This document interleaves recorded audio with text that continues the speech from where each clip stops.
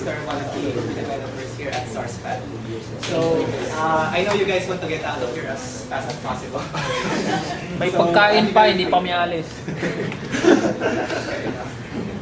So yeah, I would be giving my talk about EventMachine. So this is somewhat related to the earlier topics, which is Node.js, mainly because it also handles concurrent connections.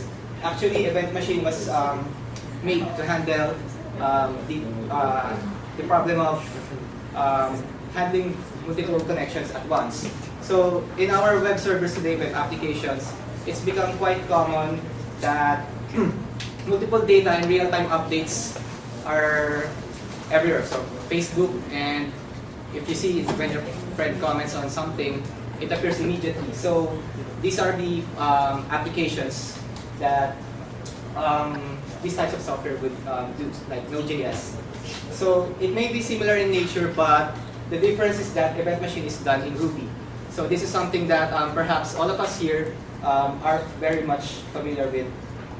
And also, in terms of performance, it is very much on par, at least with current technologies like Node.js. And what else? I think that's it. And I have only now sample implementation.